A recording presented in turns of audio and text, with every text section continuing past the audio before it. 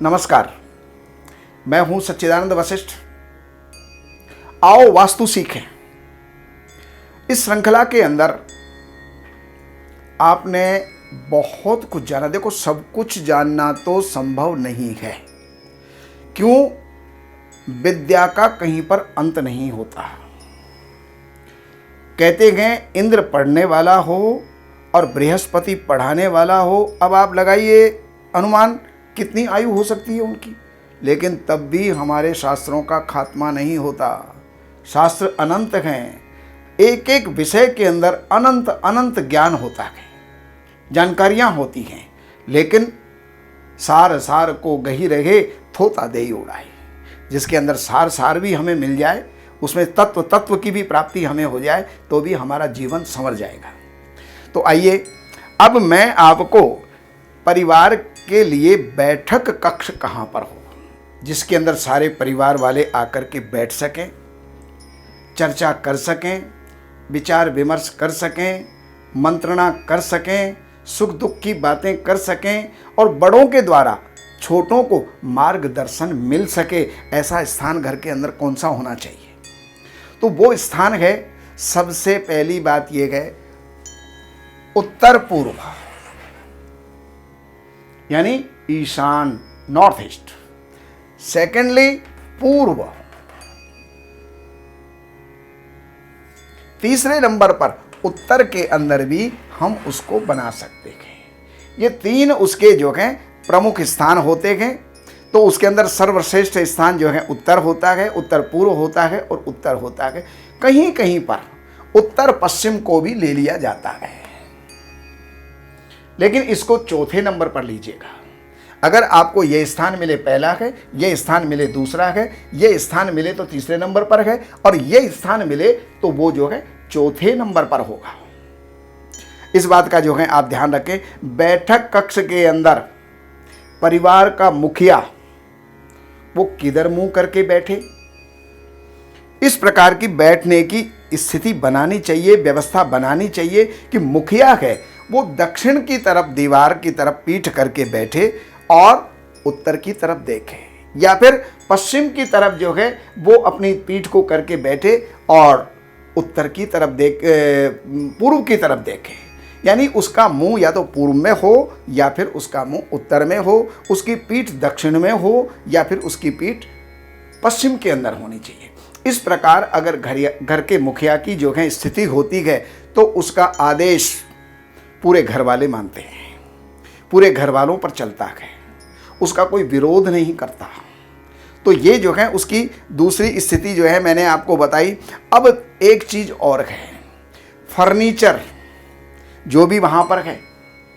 अब फर्नीचर अच्छे से अच्छा, क्योंकि घर के अंदर जो भी कोई आने वाला है सबसे पहले ड्राइंग रूम में ही आएगा, बैठक रूम में ही आएगा। तो वहां पर हर आदमी उसकी साज सज्जा बहुत सुंदर बना करके रखना चाहता है, लेकिन एक बात का ध्यान रहे, वहां पर जो फर्नीचर है, आपकी जो टेबल है, वो आयताकार हो, वर्गाकार हो, लंबाई चौड़ाई या तो बराबर हो या फिर लंबाई जो है ज़्यादा, चौड़ाई थोड़ी कम, यानी आयताकार हो। और हम नई से नई फैशन के अंदर कहीं किसी के देख लिया वृत्ताकार है तो हमने भी वृत्ताकार बना दिया, गोलाकार बना दिया। किसी के त्रिकोणाकार है तो हमने भी त्रिकोणाकार बना दिया, और किसी किसी के यहाँ कोने कोने कोने कोने निकले हुए हैं, हमने भी वहाँ पर वो बना दिया। अगर हमने इस प्रकार का जो है वो बना दिया तो आपस में सामंजस्य बिगड़ता है। वहाँ पर हम बैठेंगे, चर्चा करेंगे, वार्ता करेंगे, कोई ना कोई डिसीजन लेंगे, लेकिन डिसीजन नहीं निकल पाएगा। इसलिए वहाँ पर आयताकार या वृत्ताकार, आयताकार या वर्गाकार आपको फर्नीचर की आवश्यकता है। एक बात और, वहाँ पर उस कक्ष के अंदर उत्तर पूर्वी कोना जो है हमेशा साफ रहना चाहिए। ये आपका कक्ष है, पूरा बैठक कक्ष है, तो उत्तर पूर्वी कोना हमेशा साफ या खाली और हल्का होना चाहिए। अगर यहाँ पर आप कुछ रखना चाहते हैं, अब होता क्या है, ड्राइंग रूम के अंदर बीच के अंदर दीप वृक्ष, झाड़, ऊपर से जो है ना, जो झूमर जिसको कहते हैं, वो लगा दिया जाता है। और बड़ा डेकोरेटेड होता है, सुंदर होता है, उसके अंदर बिजली की चमक बहुत होती है, लेकिन ध्यान रहे, लगा तो आप देते हैं लेकिन उससे वहां पर बैठने वालों के बीच में तनाव होता है, और तनाव जब होगा तो टकराव होगा, और टकराव होगा तो फैसले नहीं होते। इसलिए उस चीज से बचना चाहिए। बैठक कक्ष के बीच के अंदर और बैठक कक्ष में विशेष करके उत्तर या पूर्व दिशा के अंदर, उत्तर या पूर्व दिशा के अंदर मछली घर, फिश एक्वेरियम या फुआरा, झरना, वो वहां पर आपको लगाना चाहिए।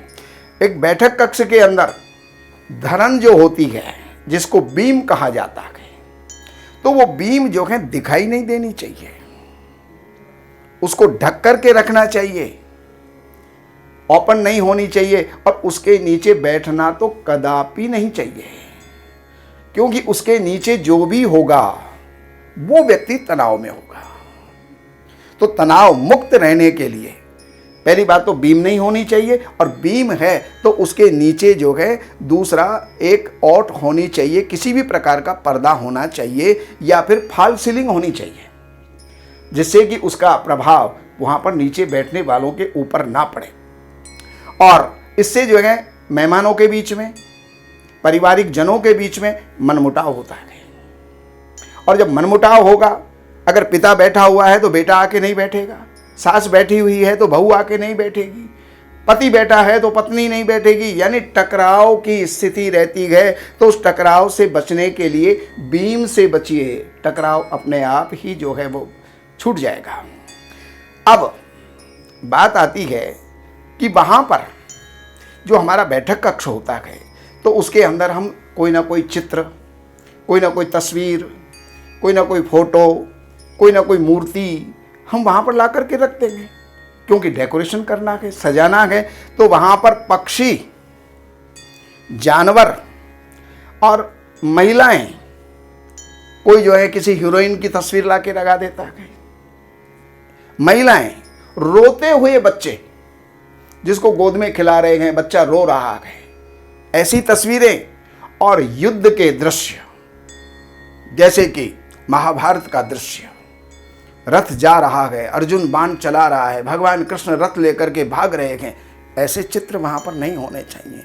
भाले, तलवार, त्रिशूल, ये जो है धनुष किसी के हाथ में हो, ये वहां पर बातें नहीं होनी चाहिए। अगर इस प्रकार होगा तो घर में टकराव ही होगा, महाभारत ही होगा, वहां पर युद्ध ही होगा, किसी बात पर एक मत हम हो ही नहीं पाएंगे। इसलिए इन बातों का ध्यान रखते हुए हमारे बैठक कक्ष का निर्माण हमें करना चाहिए, उसकी व्यवस्था बनानी चाहिए, उसकी योजना बनानी चाहिए, जिससे कि जीवन के अंदर, घर के अंदर, परिवार के अंदर सुख, सम्मति, सहमति और सुमति सबको प्राप्त हो। जो भी निर्णय हो वो सकारात्मक हो, किसी भी प्रकार का कोई टकराव नहीं हो।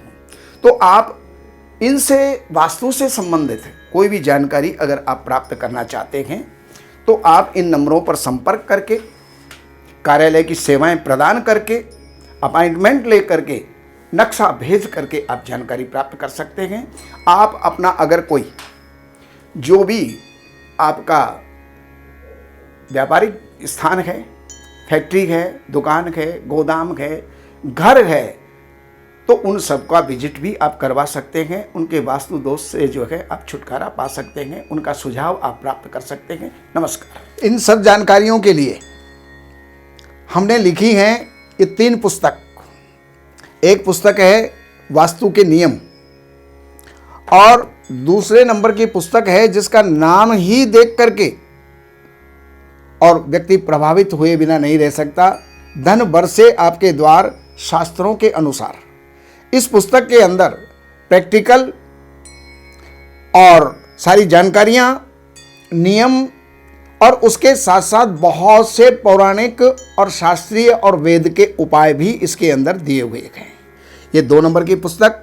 और तीसरे नंबर की पुस्तक है जितने भी वास्तु दोष होते हैं उन सारे वास्तु दोषों का निराकरण, रेमेडी, उपचार उनके जो भी उपाय हो सकते हैं वो सब इन 3 पुस्तकों में हैं। तो इन नंबरों के ऊपर आप संपर्क करके और इन पुस्तकों को मंगाइए और लाभ उठाइए। हमारे यहाँ वैदिक ब्राह्मणों के द्वारा सभी प्रकार के पूजा पाठ, कर्मकांड, संगीत में विवाह, गृह क्लेश, काल सर्प दोष, व्यापार में रुकावट व नवग्रहों की पूजा आदि कराई जाती है।